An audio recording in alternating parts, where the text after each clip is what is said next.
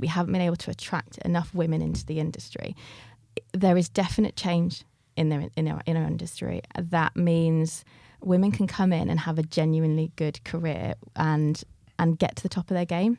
And I think all of us are trialling all these different initiatives because I think we can see that there's such potential out there. And generally, everyone is driving towards the same goal. Yeah. And I foresee, and I said this outside, that that's the only way we'll be successful. So we have to use this sort of fractured employee market at the moment to our advantage by just being known that we want to take people on, we want to grow them, we want to give them career opportunities.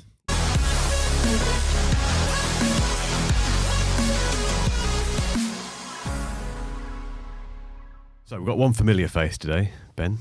Morning. How many times have you been on the show now? I think this is my third. So not a seasoned pro. Not a seasoned pro, but we're doing something right for you to keep coming back. But we've got Will and Jenny as well. Thank you for coming in. We won't keep asking Ben the same questions because that's not fair. But Jenny, how did you make your way into the industry? I spent about 15 years in recruitment, and then I was a victim of COVID redundancy. And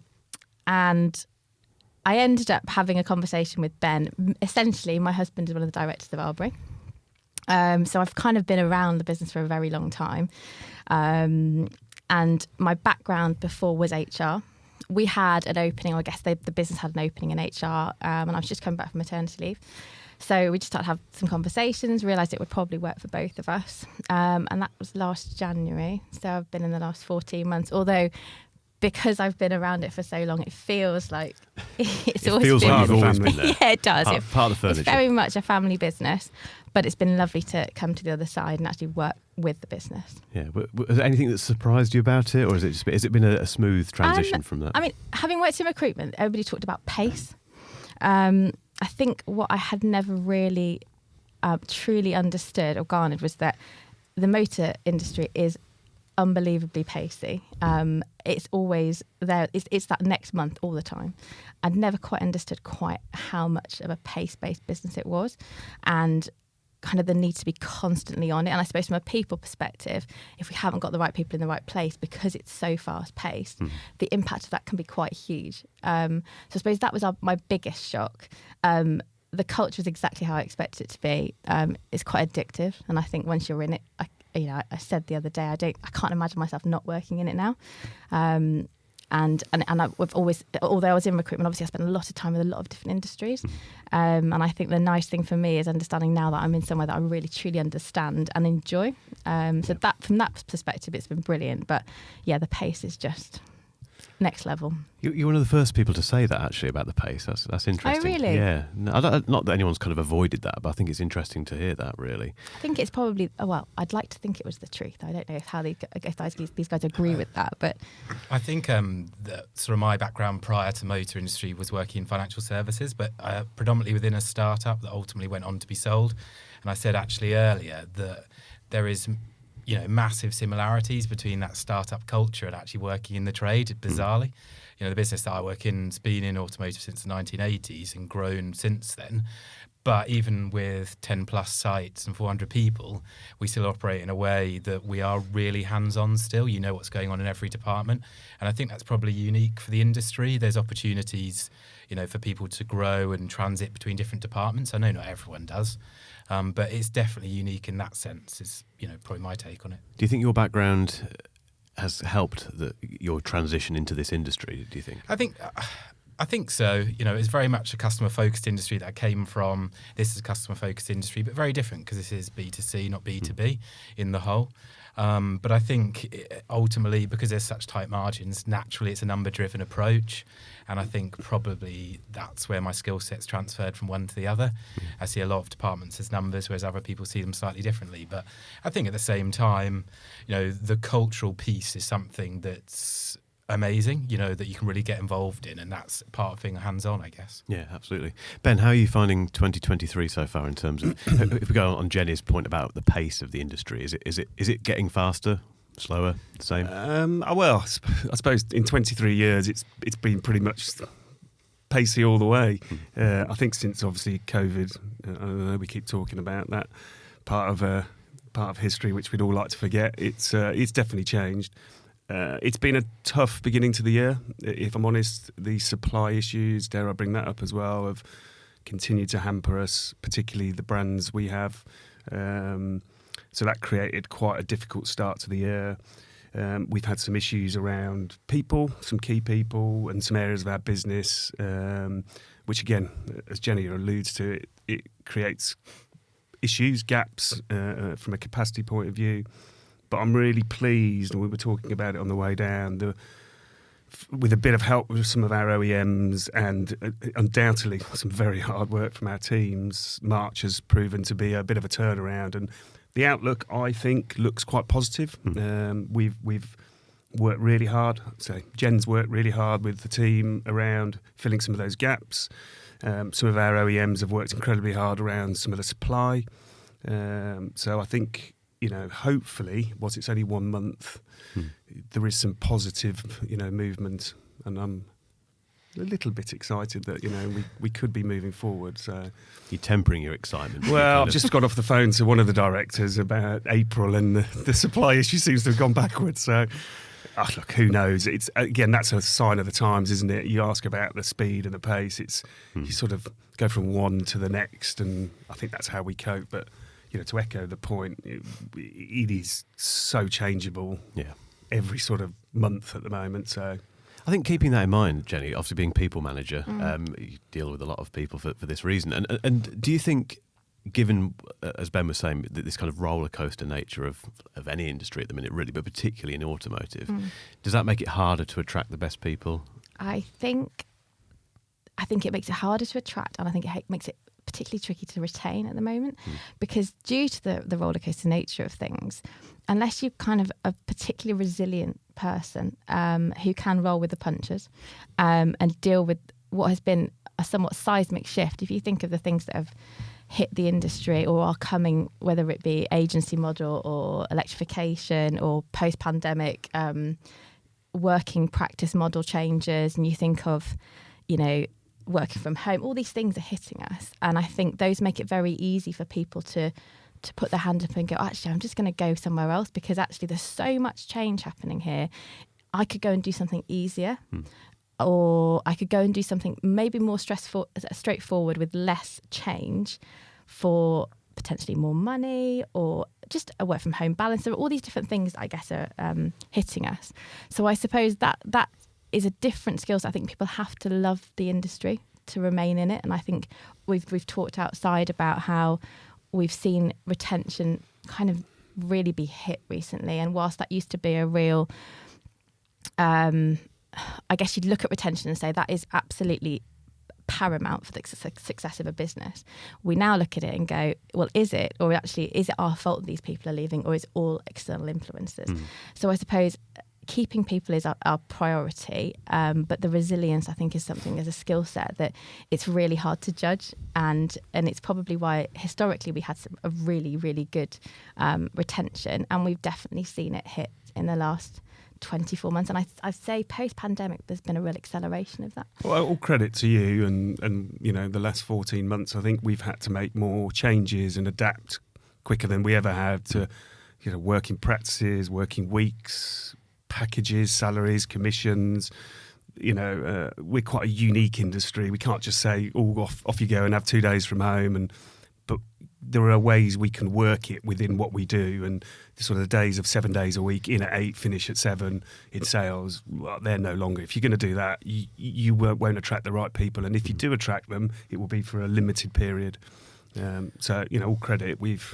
I think we've made more changes to. I can't remember what you call it. EVP, is it? I'm going to use an acronym now. Is Employer Value Proposition. Yeah. EVP. That's not bad. That's 7 minutes in the first act. Sorry. And I hate them. What is that? Over the last 14 months than we have probably in the 20 odd years prior to that. Wow. So all credit. I think we're sort of all tempted to wait to see where the dust settles and what the perfect model is. Because naturally we've all got some people that like the way that we work, their opportunity to earn, etc. But I do agree, I think the shift has happened and it will never return. how it quite looks in the next 3 to 5 years, we just probably don't quite know, because our models are all set up in a way that we're pushing for probably the same thing, which, our customers want us to be open 7 days a week probably, but how we sort of set up to give that to our customer base is I guess a bit of an unknown at the moment. But we're all trying different things to see if it works, and we probably all have clusters or pockets where one model works, but it might not work in the further west you go in your region. So have you got any examples of what you've tried that perhaps hasn't worked, that you wish you hadn't tried? Or I think, like a lot of people, we've closed Sundays, tried different packages, extensively reviewed employee benefits. That might be an extension of holiday allowances, additional extras options that we can offer our team. But I think, we discussed earlier, the reality of the situation is most people want to work 5 days a week or want flexibility in the way they work. A lot of roles as part of COVID became work from home or at least hybrid, and that attracts a lot of people, doesn't it? Because it gives them flexibility in their own personal life, which is completely understood.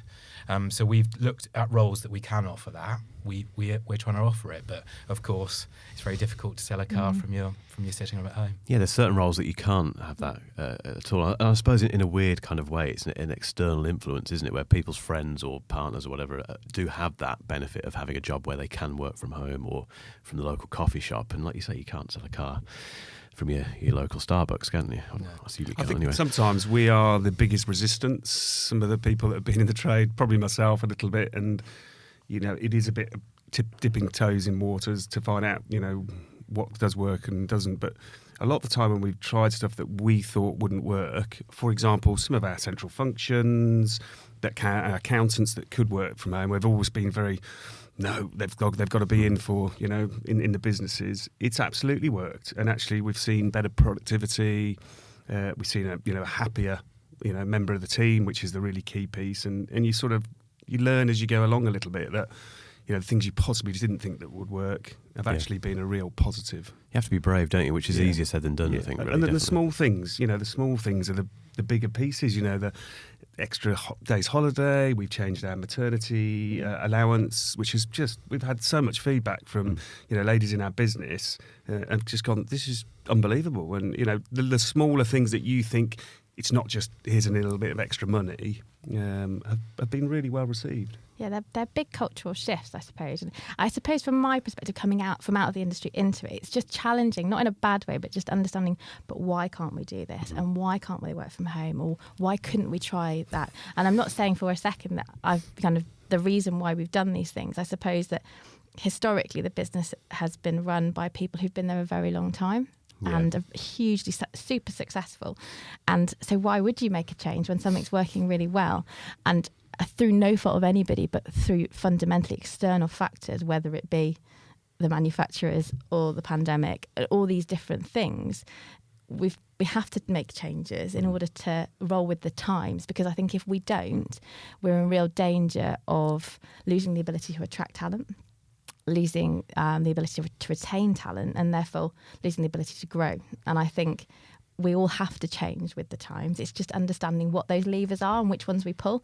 And when you hear what Will says, and you try, do you go to 5 days? Do you change salary? Do you change the commission? Do you look at benefits? They're all things that we've got as levers.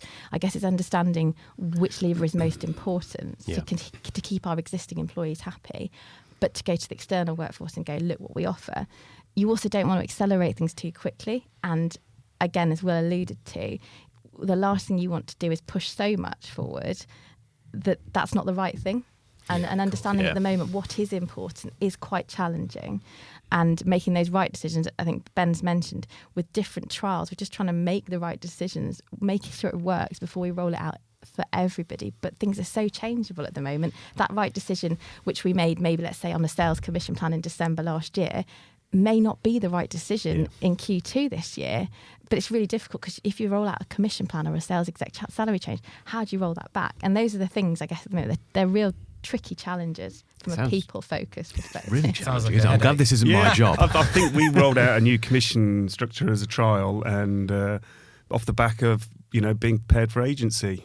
And whilst I'm not about to get into the agency conversation, it's it seems to be getting a lot quieter in lots of areas, and we're starting to think, have we moved too soon? Is it working? Is it benefiting us?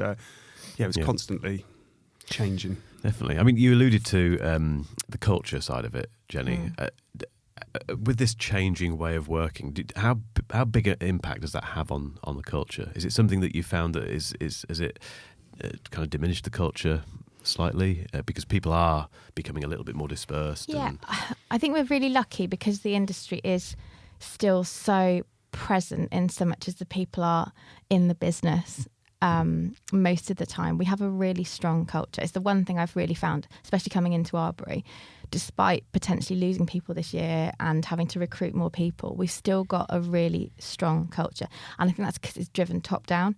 And you think of all the directors in our business, they all live, eat, sleep, breathe it without being too cliched about it. And they believe in the culture of the business.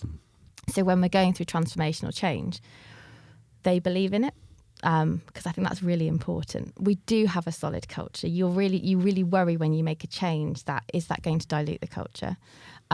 We've seen by introducing a hybrid working model with our head office functions that I don't feel like it's changed the culture. I think it's actually probably improved the culture because I think people potentially, especially within that kind of support function piece, there was no need for them to be in all the time. They don't need to be there. So I suppose I feel that they have definitely felt better about the way we operate, but it's rolling that across the whole piece, isn't it? It's making sure that every change we make doesn't dilute the culture. Yeah, I think I only met these guys very recently, but it's clear we've got similar sort of setups. Well, slightly different businesses, but our leaders effectively have been grown from within. Most of them, have come from the bottom through to the top, and another cliche. But it's very similar in our business. So I think the way that you sort of sustain the culture you want is by continue to grow your own. It means you don't have to chase the candidates in external markets. You're not forever concerned about, are we paying too little, too much, are our working weeks wrong? But actually, if you grow from within, generally everyone is driving towards the same goal. Yeah. And I foresee, and I said this outside, that that's the only way we'll be successful. So we have to use this sort of fractured employee market at the moment to our advantage by just being known that we want to take people on, we want to grow them, we want to give them career opportunities. Yeah, and you want to invest in an investable workforce, don't you? Really, what do you think makes an investable person for yourself? I think someone that wants to learn. The characteristics I like in people are when they're willing to do any job that is put in front of them. And I'm not saying we just deliver people jobs and they get on with it. But what I mean by that is they're generally keen to know something about a different department, and not an encouraged way. They might show an interest in why that happens in the service department, but they're a sales executive. And I think if you get that from them in the early days, then you get an understanding that they probably want to be more than their current role. And as long as you nurture that and give them an opportunity to grow, I think you've got a great candidate there. Yeah. Do you find that at Arbury as well, Ben? Yeah. It's going to sound cliche, but the attitude, of the individual is far more important than necessarily the experience or the skills that they've gained, because that can all be taught. And, we'll have all said this 100 times over the years, but generally, more often than not, the people that come with the attitude to, be part of our culture and deliver, a result for us and an experience for our customers, they're the people that will generally succeed and move fairly rapidly in some cases through our business. So. Yeah. And how much of a role does experience play? Jenny, I'm coming to you for this, in terms of the people that you look for to bring into the business. I guess it depends on the gap that we've got. I mean, ultimately, every single gap needs to be analysed there and then. Obviously, when you're looking for, let's say we've had a lot of flux in a particular area, experience can be quite good to settle a team or to deliver, let's say you've lost a couple of sales execs, bringing experience in is a good thing. But ultimately, I'm a huge believer that in an ideal scenario, both like Will and Ben have said, bringing people in at the bottom and training them up is far better for all of us. And actually for them too. We're very much a meritocracy. Most of our managers are homegrown. And I'd always rather see somebody, whether it be apprentice or someone who's just come out of school, work their way up. But there are always instances where you're going to have to bring in experience. I think the difficulty when you do bring in experience is in making sure that cultural piece fits. Because if the culture doesn't fit and there's a clash there, then that's just not going to work. So obviously when you have a gap and you need to bring that right person in, it's important that behaviours are in line with ours. We've brought a service manager into one of our sites recently. Absolutely, he exhibits the behaviours of the way we operate, and therefore you can see the results are there because the person fits the team. But you could have the complete flip of it. You put the wrong person, the wrong manager in, the wrong sales exec. It could be really toxic. So I think there's a real balance to be had. And unfortunately, you just have to treat each role in its own merits, basically. And at the time, just make sure they're making the right decision. Yeah, and you never really know until someone comes in, do you? It's definitely not. It's the same thing, isn't it? Sticking with the people theme, but thinking about you guys, knowing what you know now, this is a few cliches in this show. We might have to call it the cliche show, but I quite like that. Knowing what you know now about the industry, what if you could go back 5 years, Will, what would you say to yourself in terms of what you could expect from 2023? I think I was just very naive what I was going to expect. It was a big opportunity to move into the industry, and I just felt there's a massive gap of people with my experience, sort of my age. Probably shouldn't use age in that situation, but most people are of a generation that have been in the trade a long time, and I just felt there was huge opportunity, one that I couldn't leave alone. I think probably no one expected COVID and the change that would bring, but saying that, there is still a place for the traditional retail model. How we're retailing cars probably hasn't changed a lot in the last 20 to 30 years, but the only thing I would say is, I've always been keen to embrace change. That is how I am in my own life, and I think, I would encourage myself to embrace that as quickly as I can, because I think the businesses that will be successful in this market are the ones that embrace change quickly and are nimble to that change. If you stick around, delay decision making, etc., you probably will miss the opportunity. We've seen, for example, a boom in used car margins since COVID. If you hadn't been nimble in your approach and moved with the market, you've missed a huge opportunity, and that's a good example of what I would encourage myself, with a gut feeling, say, give it a go. Yeah. If you don't, that's a massive opportunity missed. Yeah. It's nice to have that hindsight, isn't it? But joining the dots backwards. But yeah, no, I completely agree. Ben, what about yourself if you could go back 5 years? Pretty similar answer, if I'm honest. Probably to be a little bit more open-minded. I know Jen's sitting here, but one thing over the last 14 months is I've probably giggled in the right way when you've come in and with some of your suggestions. But actually, sometimes just to step back and be a little bit more open-minded. I've been in the trade 23 years, so I've been in the sort of more traditional history and the changes over the last 5. It's just to step back for a second and think, actually, can this work? Rather than immediately dismissing certain things. That'd probably be a bit of advice for myself, ongoing as well. Only we could do this to our future selves. It'd be nice, wouldn't it? Jenny, over to you. 5 years ago, would you have thought you'd have been sitting here? I suppose that's not physically in here, but in terms of it in the industry. It's a weird. Honestly, I always hoped I would be. I think I've been around it is the best part of 20 years now. And I suppose I always saw a gap in the business for a people focus, but it's a really difficult industry to get a people focus into, or it had been historically. I suppose the pandemic in some ways did actually enable a bit more of a shift to the people focus. Ultimately, without the right people, none of us will be successful, because the people are what make the business. And I think, had I known I'd be here 5 years later, I'd have been happy to be here. But it's been such an awesome 14 months that I kind of wish I'd done it sooner, but I would never have done it sooner, if that makes sense. So no, I think it's been absolutely awesome to have moved into it. But at such a time of change, that's something I maybe would have said to myself, you're going to go into something that's literally going to be seismic, and you've just got to keep going with it. And we're still going to adapt. And I can see the next 18 months being just as, I guess there's going to be a lot of change in the next 18 months too. But yeah, I would have hoped to be here. Yeah, that's good. That's a great answer. I think also that's a good thing to kind of finish on, really, because the next 18 months aren't going to be any different, really, in terms of not being a roller coaster. It's going to be the same sort of stuff, isn't it? But I guess you have to put an exciting, positive start on this stuff, don't you? Ben's smiling. You've had a great March, Ben. Just to wrap this up, guys, if we could give one piece of advice to the people who listen and watch this show. There's a lot of people who aren't yet in the industry but are thinking about it. People who may be a little bit disillusioned. I'll come to you first, Will. What can you say that you're excited about in terms of the next 12 months?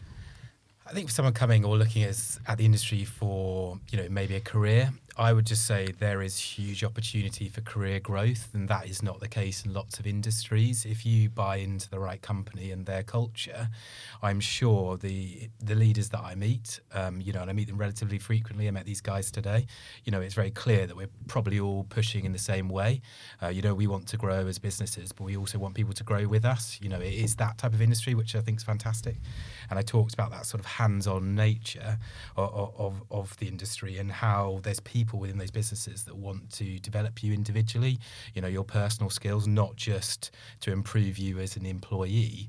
They want to develop you in your career and give you that opportunity. And I'm sure we've all got people in our business that have seen huge growth in their own careers recently. And that's testament to, I guess, the culture that probably a lot of businesses have. And I think sometimes the car industry is seen as this sort of slick, cliche used car, slick salesman, quick talkers, but actually I think there's a massive place for other skill sets to grow as well. Yeah, that comes through so often in these interviews. Actually, that's really positive. Ben? Well, I think I gave this answer last time, but I'm going to give it again because it is. I think the years have gone now of a very stereotypical, be a technician, be a sales executive, come and just do the two sort of lines. I know there were a few more. Jen's a perfect example and probably applicable, particularly to our group at the moment, is there are so many other jobs within our industry beyond what you would traditionally think. And I think for people who aren't in the industry, you probably look in and go, I'm probably sort of out of this because that's not the area I want to go into.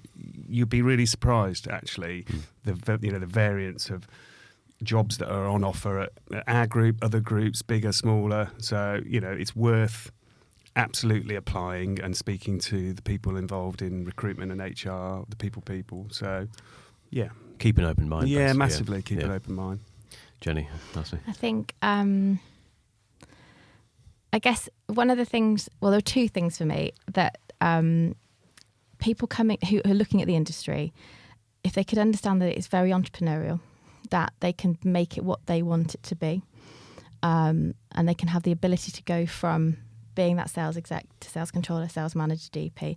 Those opportunities are there, and we want people, whether at apprentice level, that's the level we'd like people to come in at, really. I think that's one thing. I think the other thing for me is that from a diversity and inclusion perspective, I look at some of the initiatives we're trialling, whether it's enhanced maternity pay, 5 days, hybrid working, all these things. There's kind of untapped talent in our industry that we haven't been able to get into some. I guess it's females. Ultimately, we haven't been able to attract enough women into the industry. There is definite change in our industry. That means women can come in and have a genuinely good career and get to the top of their game. And I think all of us are trialling all these different initiatives because I think we can see that there's such potential out there. So those are the things for me. I think whether it's D&I or that entrepreneurial spirit, the industry is not what I expected it to be. And I think the change is there that allows us to start attracting some real talent in that maybe hasn't looked at it before. So it should be quite an exciting time for us. That sounds like the topic for the next podcast. I think we might have to delve into that because that's a fascinating one. Thanks, guys. We've run out of time, unfortunately, but thank you as always, and we'll definitely have you back in at some stage. Cheers. Thank you.